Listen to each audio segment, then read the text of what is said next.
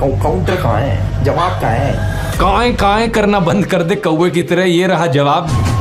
खतरनाक George Soros, जिनके बारे में इतनी कंस्पिरेसी थ्योरीज फैलाई जाती हैं, इनके बीजेपी के साथ मैंने डायरेक्ट लिंक्स दिखा दिए। लेकिन एल्विश ने जो लिंक बताया हर्ष मंदर का मेरे साथ, आप भी सुनकर चौंक जाएंगे कि कोई इस लेवल का बेवकूफ कैसे हो सकता है। वैसे मुझे तो लगता है ये खुद ही इतना बेवकूफ है, क्योंकि इसने ये भी नहीं नोटिस किया कि ये वाला जो आदिल अमन था जो मेरे फेसबुक ग्रुप में था, उसके नाम की स्पेलिंग अलग थी और इस वाले आदिल अमन के नाम की स्पेलिंग अलग है। ऑलरेडी तेरे ऊपर इतने सारे कोर्ट केसेस चल रहे हैं, जमानत पर तू बाहर है और फिर वीडियो में ऐसी आकर बकवास करता है कि और तेरे ऊपर कोर्ट केसेस आ जाए। नमस्कार दोस्तों, कभी बिटोड़ा देखा है आपने? ये चीज, इसमें गोबर के बने हुए उपले रखे जाते हैं। हरियाणवी में एक कहावत है कि बिटोड़े के मुंह से उपले ही निकलेंगे। अभी कुछ हफ्ते पहले किसी दोस्त ने मुझे कहा कि एल्विश यादव ने मेरे ऊपर एक वीडियो बनाया है, मेरा क्या कहना है उस वीडियो को लेकर। मैंने कहा भाई क्या यार, क्या उम्मीद करते हो, बिठोड़े के मुंह से उपले ही निकलेंगे। अब वैसे तो दोस्तों इन गोदी यूट्यूबर्स का एक पूरा झुंड बैठा है जिसने पिछले कुछ महीनों में मेरे ऊपर एक से बढ़कर एक हमले करने की कोशिश करी है। कोई मुझे कभी कुत्ता कहता है, कोई कॉकरोच कहता है, कोई कहता है कि मेरी वाइफ पाकिस्तानी है, तो कोई मुझे बुली कहता है। लेकिन इन सभी में से एल्विश सही मायनों में इन बेवकूफों का सरदार है, क्योंकि जितनी अनाप शनाप बातें इसने अपने वीडियो में करी ना मेरे बारे में, जितने दुनिया भर के झूठ इसने फैलाए, उतने शायद ही किसी ने फैलाए। इसने मुझ पर जो वीडियो बनाई उसका कई सारे यूट्यूबर्स ऑलरेडी काउंटर कर चुके हैं। जिन्होंने भगवा रंग पहन रखा वो छपरी है कि सब छपरी हैं, ये जितने भी ये सैफरन गमछा ओढ़ते हैं। अरे एल्विश भाई, ध्रुव राठी ने ये कहीं नहीं कहा कि जो भगवा रंग पहनता है वो छपरी है, बल्कि वो लोग जो भगवा रंग पहन के मस्जिद के सामने जाकर हाथों में तलवार लेके घूमते हैं, वो लोग जो भगवा रंग पहन के राम का नाम खराब करते हैं, वो छपरी हैं। इसे बोलते हैं भाई साहब ब्रेन वॉशिंग। किस चीज का सिस्टम है? बच्चे बिगाड़ने का, गैम्बलिंग ऐप प्रमोट करने का, या फिर भांग पीकर वीडियो बनाने का, बियर पीकर वीडियो बनाने का, माहौल खराब करने का? आखिर किस चीज का सिस्टम? किसी भी चीज को यहाँ से वहां जोड़ दिया, कभी बोला कुछ, दिखाया कुछ, कभी तो बोलना ही नहीं आया ढंग से। हर्ष मंदार कह लो या फिर हर्ष मंदर कह लो, जो भी है। तो this is an interview of Harmandar Singh. Harmandar Singh Harsh Mandar नहीं है, इज अ डिफरेंट गाय। अब जस्ट बिकॉज उनके नाम सिमिलर हैं तो इसने उन्हीं का आर्टिकल दिखा दिया, मतलब हद होती है यार। अब इस बात का कोई प्रूफ अवेलेबल नहीं है कि हर्ष मंदर और ध्रुव राठी डायरेक्टली कनेक्टेड हैं, लेकिन एक स्पेकुलेशन के आधार पे और एक कॉन्स्पिरेसी थ्योरी के आधार पे इस बात को इतने कॉन्फिडेंस से बता दिया जाता है। जो व्यक्ति गाली देता था वो व्यक्ति ने इस वीडियो में गाली नहीं दी, खुद ही बोला नहीं दे पाऊंगा। क्यों? क्योंकि इस व्यक्ति ने सुधारा है उसको। ये है पढ़े लिखे यूट्यूबर्स का फर्क। जब छपरियों का सरदार गाली देना बंद कर सकता है इस व्यक्ति के वीडियो की वजह से, तो फिर इसके जो गुलाम हैं वो क्यों नहीं गाली देना बंद करेंगे? इतनी बेइज्जती होने के बाद भी एल्विश का मन नहीं भरा, मुझसे कहने लगा कि काउंटर दो। कहाँ है काउंटर? कहाँ है काउंटर? काउंटर कहाँ है? काउंटर कहाँ है? जवाब कहाँ है? काएं करना बंद कर दे कौवे की तरह, ये रहा जवाब। बस एक चीज कहूंगा, विक्टिम कार्ड मत खेलियो इस वीडियो को देखने के बाद। रोना धोना नहीं चलेगा, पहले भी तू टीवी पर बहुत रोया। लोग मेरे को बोलते थे बीजेपी का दल्ला है। हमारे ध्रुव भाई को एंटी नेशनल्स में इतना इंटरेस्ट क्यों है? करने को कोई कुछ भी कर सकता है, पर इंसान कितना पागल होगा। पॉइंट बाय पॉइंट देखते हैं कि इसने एग्जैक्टली क्या कहा था। इसने बात करी थी आदिल अमन नाम के एक आदमी की। साल 2020 के अंदर ध्रुव राठी ने एक फेसबुक ग्रुप बनाया जिसके अंदर वो एडमिन थे, और इस ग्रुप के अंदर बहुत सारे लोग थे। उसके अंदर एक इंपॉर्टेंट चेहरा था जिसका नाम है आदिल अमन। पहली गलत इन्फो, साल 2020 में मैंने कोई ग्रुप नहीं बनाया। जिस ग्रुप की ये बात कर रहा है वो मैंने 2017 में बनाया था और 2020 तक तो मैंने उसे बंद कर दिया था। इस फेसबुक ग्रुप का नाम था ध्रुव राठी स्क्वाड। इसके साथ साथ मेरा एक फेसबुक पेज भी है सिर्फ ध्रुव राठी नाम से। इस ग्रुप को मैनेज करने के लिए मैंने कुछ एडमिन्स को चुना, उन लोगों में से जो मेरे फेसबुक पेज पर सबसे ज्यादा एक्टिव लोग थे। कौन ये लोग थे मैं नहीं जानता, मैंने सिर्फ इस बेसिस पर इन लोगों फेसबुक ग्रुप का एडमिन बनाया कि ये मेरे फेसबुक पेज पर सबसे ज्यादा लाइक और कमेंट करते थे। इनफैक्ट फेसबुक की खुद की ये सजेशन होती थी उस जमाने में। तो जो भी एडमिन्स थे मेरे फेसबुक ग्रुप के, उनमें से किसी से भी मैं आज तक पर्सनली कभी नहीं मिला। अब हुआ क्या कि इनमें से एक एडमिन आदिल अमन ने एक टाइम पर बड़े ही वायलेंट और एक्सट्रीमिस्ट टाइप के कमेंट्स किए जिन्हें ऑब्वियसली मैं सपोर्ट नहीं करता। बाकी एडमिन्स ने वो कमेंट्स मुझे दिखाए और मैंने फिर इसे एडमिन की पोजीशन से हटा दिया। अब लॉजिकल सी बात है, मैं हमेशा नाथुराम गोडसे वाली ऐसी मानसिकता का विरोध करता हूं, लेकिन बाद में मैंने रियलाइज किया कि अगर इस तरीके से चलता रहा, इस ग्रुप में कोई कुछ भी लिखेगा, ब्लेम वहां मेरे ऊपर आएगा बाद में। इसलिए साल 2020-21 के अराउंड मैंने इस पूरे फेसबुक ग्रुप को ही शट डाउन कर दिया। अब 4 सालों बाद हमारी कहानी में एंट्री होती है इस बेवकूफ की, जो इस घटना को लेकर एक स्कैंडल बनाने की कोशिश करता है। ये अपनी इमेजिनरी कहानियां बनाता है कि आदिल और मैं तो जिगरी दोस्त हैं। अगर ध्रुव भाई ये वीडियो देख रहे हैं तो भाई के चेहरे पे मुस्कुराहट आ गई होगी, क्योंकि पुराने साथी हैं, आम आदमी पार्टी में साथ में काम करते थे। जब प्रधानमंत्री मोदी सड़क छाप मवालियों को ट्विटर पर फॉलो करते हुए दिखते हैं, तब तो ये गोदी इन्फ्लुएंसर सारा लॉजिक लगा देते हैं कि इसमें हमारे प्रधानमंत्री जी की क्या गलती। उन्हें क्या पता था कि ये इंसान ऐसी अभद्र भाषा का इस्तेमाल कर सकता। क्या एल्विश में हिम्मत है इन सब केसेस पर बोलने की? एल्विश, मुझे पक्का पता है तू इस वीडियो को देख रहा होगा, सीधा तुझसे बोलना चाहूंगा, अगर तुझ में 1% भी हिम्मत है तो बीजेपी से काउंटर मांग कर दिखा दे। कहां है काउंटर, कहां है काउंटर? ये जो काएं करे जा रहा था ना मेरे साथ, बीजेपी के साथ करके दिखा। नहीं कर पाएगा, क्योंकि मुझे पता है तेरे जैसे सत्ता के चाटुकार पूरी जिंदगी ऐसी हिम्मत नहीं जुटा पाएंगे। मेरे खिलाफ बोलना आसान है, क्योंकि पता है सरकार पीछे से कुछ कहेगी नहीं और बड़े यूट्यूबर को टारगेट करके व्यूज मिलेंगे, कंट्रोवर्सी होगी, पब्लिसिटी मिलेगी। पता है तुझ जैसे गोदी यूट्यूबर्स की सबसे बड़ी प्रॉब्लम क्या है? तुझ जैसे लोगों को लगता है कि कंट्रोवर्सी क्रिएट करके व्यूज आएंगे और इसी तरीके से फॉलोअर्स बटोरे जा सकते हैं, इसी तरीके से यूट्यूब पर करियर बनाया जा सकता है। लेकिन तेरे जैसे एक और यूट्यूबर को मैंने पहले भी कहा था कि कंट्रोवर्सी करके एक सस्टेनेबल यूट्यूब करियर बनाना पॉसिबल नहीं है। एक लिमिट तक ही लोग इस ड्रामे को बर्दाश्त करेंगे, उसके बाद लोगों को भी पता लग जाएगा तू ये ड्रामा जो करता है, कंट्रोवर्सी जो करता है, सिर्फ व्यूज के लिए करता है, पैसे के लिए करता है। असलियत में यूट्यूब पर अगर एक लॉन्ग टर्म करियर बनाना है तो उसके लिए ऑडियंस को कुछ जेन्युइन वैल्यू दे। तो अभी तेरा बिजनेस मॉडल है ना कि कंट्रोवर्सी करके व्यूज इकट्ठे करो और फिर इन गैम्बलिंग एप्स को प्रमोट करो, ये देश के यूथ का फ्यूचर बर्बाद कर रहा है। इस कोर्स में मैंने ढेर सारे और तरीके बताए हैं। तो आगे बंदा बात करता है जॉर्ज सोरोस की। तो हर्ष मंदार है वो जॉर्ज सोरोस के साथ काम करता है, जिसने 8,000 करोड़ की फंडिंग दे रखी है मोदी जैसे राष्ट्रवादी पीएम को हटाने के लिए और सरकार गिराने के लिए। ये जॉर्ज सोरोस वाला प्रोपेगेंडा आपने जरूर व्हाट्सएप यूनिवर्सिटी पर कभी ना कभी देखा होगा। इसमें Illuminati, new world order, Pakistan, China, America, वामपंथी, JNU, toolkit gang, Khan market gang, Congress वगैरह इन सब की साथ में बात करी जाती है। एक बिल्कुल खिचड़ी बना दी जाती है इन सब बड़े बड़े वर्ड्स की, और ये खिचड़ी मोदी भक्तों को खिलाई जाती है गुड मॉर्निंग मैसेज के साथ व्हाट्सएप पर। एल्विश अपने वीडियो में बार बार कहता है कि गूगल कर लो, गूगल कर लो। तो आइए गूगल करके देखते हैं कि कौन है ये जॉर्ज सोरोस। जॉर्ज सोरोस एक हंगेरियन अमेरिकन बिलियनियर है और वे एक investor, hedge fund manager, short seller और फिलैंथ्रोपिस्ट है। बहुत सारे बड़े बड़े शब्द हैं, मैं जानता हूं एल्विश को हजम नहीं हुए होंगे, तो उसने सीधा व्हाट्सएप खोला और देखा कि व्हाट्सएप पर जो लिखा है वो बता देता हूं। 1992 में इन्होंने अपनी शॉर्ट सेलिंग से बैंक ऑफ इंग्लैंड को हिला दिया था, $1 बिलियन का प्रॉफिट कमाया था। 1997 में इन्होंने थाईलैंड और मलेशिया की करेंसीज को शॉर्ट कर दिया था, जिसकी वजह से एक फाइनेंशियल क्राइसिस देखने को मिली थी। उसी सारा तो व्हाट्सएप और गोदी मीडिया पर घूम रहा प्रोपेगेंडा है। लेकिन एल्विश की बेवकूफी तो इससे भी ज्यादा कमाल की है। एल्विश कहता है कि जॉर्ज सोरोस को राहुल गांधी की आंटी जानती है, इसलिए वो आंटी हमारे देश के लिए खतरा है। जो हमारे जॉर्ज सोरोस हैं वो हमारे राहुल गांधी जी की आंटी फौरी नेहरू के बहुत ही करीबी दोस्त हैं।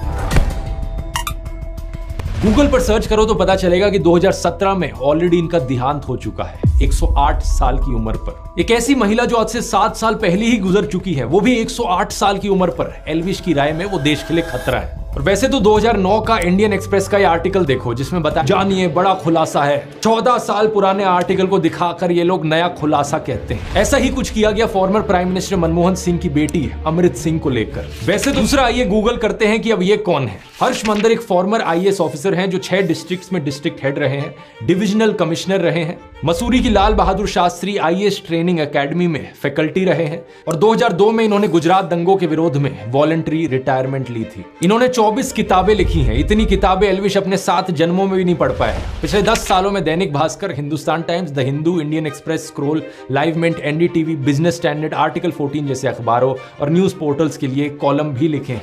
श्याम बेनेगल की फिल्म समर इनकी लिखी हुई 2 कहानियों पर बेस्ड है। इन्होंने बहुत से कॉलेज यूनिवर्सिटीज में लेक्चर लिए हैं, जैसे कि IIM Ahmedabad, NALSA university of law, MIT, Boston, university of California, institute of development studies. 2010 से 2012 तक ये यूपीए सरकार द्वारा बनाए गए नेशनल एडवाइजरी काउंसिल के मेंबर थे। कई इंपॉर्टेंट बिल्स ड्राफ्ट करने में इनका योगदान रहा है, जैसे कि right to information, right to education, food security bill, child labour abolition. इन्होंने लिंचिंग्स के विरोध में कारवाए मोहब्बत कैंपेन चलाया और इन्हें इनके काम के लिए बहुत सारे अवार्ड्स मिले हैं, जैसे कि MA Thomas national human rights award 2002, Christy harmony award 2012 या क्वाइड मिलेथ अवार्ड 2020। लेकिन इस अनपढ़ बेवकूफ एल्विश के अनुसार ये भी एंटी नेशनल है। आप पूछोगे क्यों?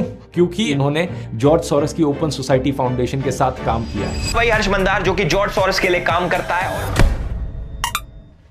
मतलब बिना सर पैर के जो मन में बकवास आए बोल डालो। अब सबसे इंटरेस्टिंग बात है कि इन सबसे मेरा क्या रिलेशन है। आज तक असलियत में दोस्तों मैं हर्ष मंदर से कभी मिला नहीं, ना मेरी उनसे आज तक कभी बात हुई। इनका नाम मैंने पहली बार एल्विश के वीडियो से ही सुना और जो भी ये इन्फॉर्मेशन मैंने आपको निकाल कर दी इसका वीडियो देखने के बाद गूगल करके रिसर्च करके आपको दिखाई। लेकिन एल्विश ने जो लिंक बताया हर्ष मंदर का मेरे साथ, आप भी सुनकर चौंक जाएंगे कि कोई इस लेवल का बेवकूफ कैसे हो सकता है। एल्विश ने कहा कि मैंने सीए और मणिपुर पर जो वीडियो बनाया वो मैंने हर्ष मंदर के ट्वीट देखकर बनाया। 4 अगस्त 2023 को हर्ष मंदार ट्वीट करते हैं मणिपुर दंगों के ऊपर और ठीक 2 दिन बाद हमारे ध्रुव भाई की वीडियो आ जाती है।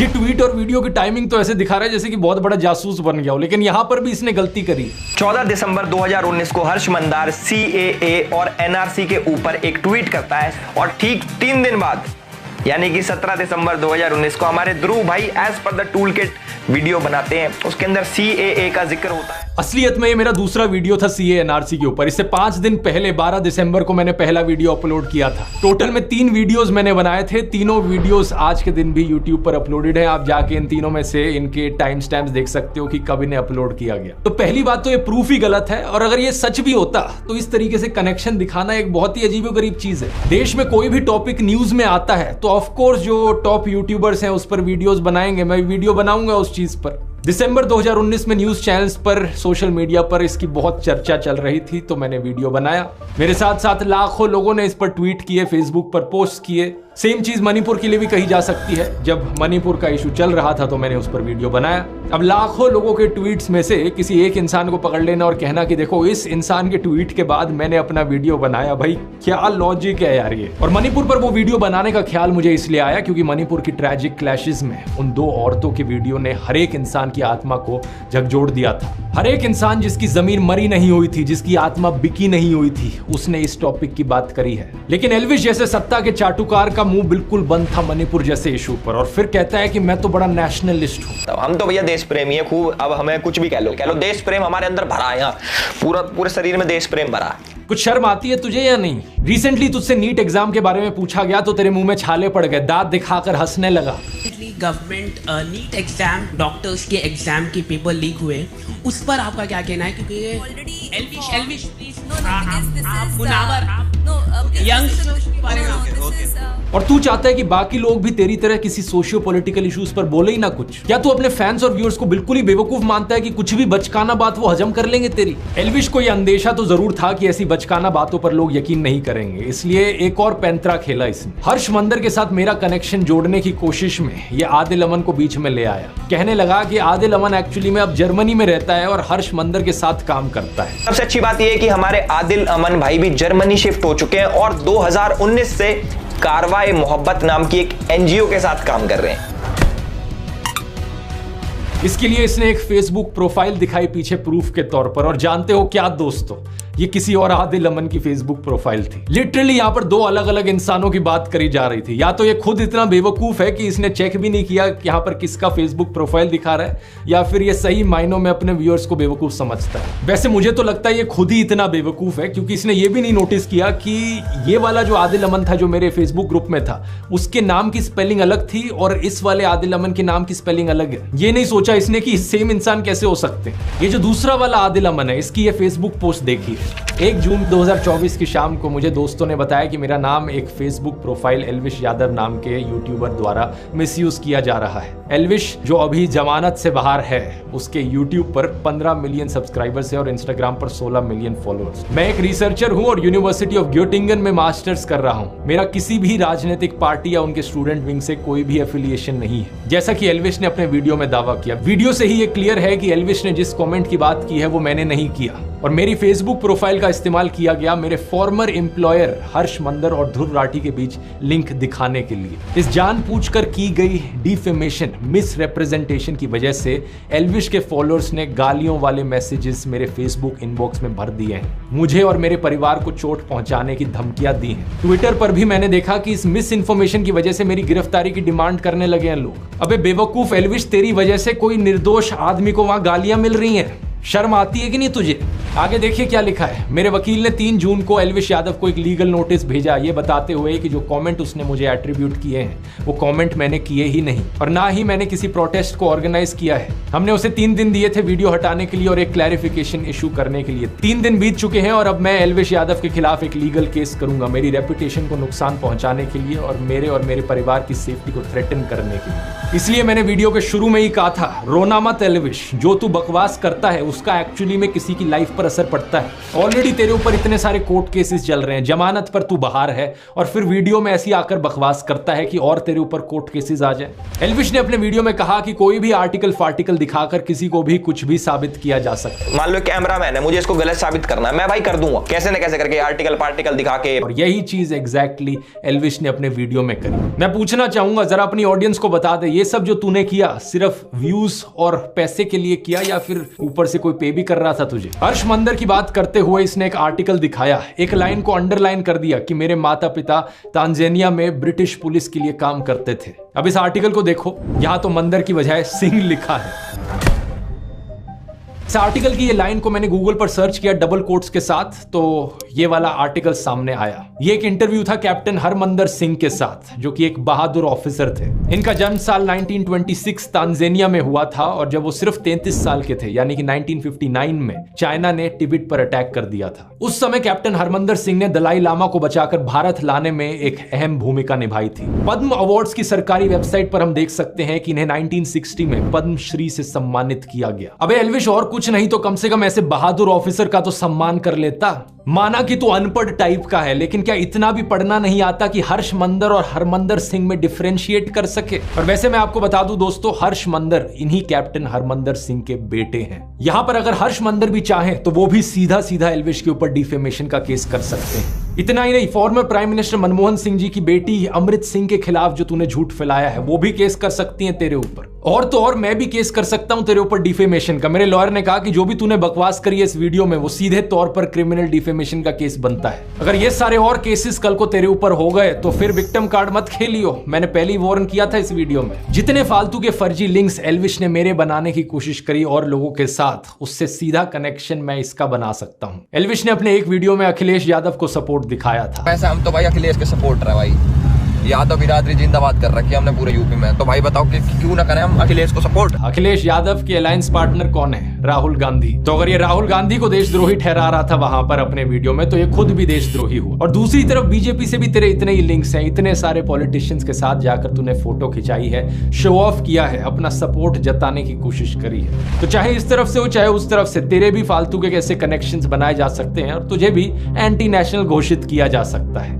मैंने तो एंटी नेशनल घोषित कर दिया, अब देखो एनआईए ने पकड़ लिया। एल्विश, तेरे जितने भी झूठ पकड़े हैं मैंने अभी तक सिर्फ 5-6 मिनट के वीडियो के सेक्शन में पकड़े हैं, अभी तो और झूठ पकड़ने बाकी है। पकड़ लिया। तूने और बहुत सारे आरोप लगाए थे मेरे ऊपर कि कैसे मैंने अपने व्हाट्सएप चैनल पर झूठी जानकारी फैलाई, टेलीग्राम पर पोर्नोग्राफिक कंटेंट शेयर किया, क्या क्या बकवास तू इमेजिन करता है। कभी तूने कहा कि मैं कोई फर्जी कॉइन प्रमोट करता हूं, कभी तूने कहा कि मेरा आम आदमी पार्टी के साथ लिंक है। जो तूने गंदगी फैलाई है इसको साफ करने में एक और वीडियो लगेगा। आगे के एक वीडियो में दोस्तों बाकी सारे आरोपों को भी डिटेल में समझेंगे और इस एल्विश यादव की असली पर्सनैलिटी को भी पकड़ेंगे। इतने एल्विश थोड़ा इंट्रोस्पेक्ट कर, अंकल आंटी से जाकर बात कर, उन्हें ये वीडियो दिखा, उन्हें भी बता कि कितने और कोर्ट केसेस अब तेरे ऊपर किए जा सकते हैं। और हाँ, विक्टिम कार्ड मत खेलना, मुझे नहीं चाहिए कि तू दोबारा से जाकर किसी न्यूज चैनल पर रोना धोना कर। अगर आपको दोस्तों इंटरेस्ट है यूट्यूब को पार्ट टाइम जॉब या फुल टाइम करियर बनाने में, तो यूट्यूब ब्लूप्रिंट का लिंक नीचे डिस्क्रिप्शन में मिल जाएगा या फिर आप इस QR कोड को स्कैन कर सकते हैं। कूपन कोड है ELVISH40। तब तक के लिए मैं बताना चाहूंगा, ऐसी वीडियो मैंने पहले भी बनाई थी एल्विश के ऊपर, यहाँ क्लिक करके वो देख सकते हो अगर देखना चाहो कि किस तरीके से ऐसे यूट्यूबर्स